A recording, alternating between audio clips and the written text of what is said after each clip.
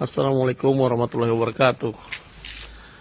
Telah kecurian kabel tower sirene bencana dicuri sekitar malam minggu pukul 10 atau pukul 11 malam.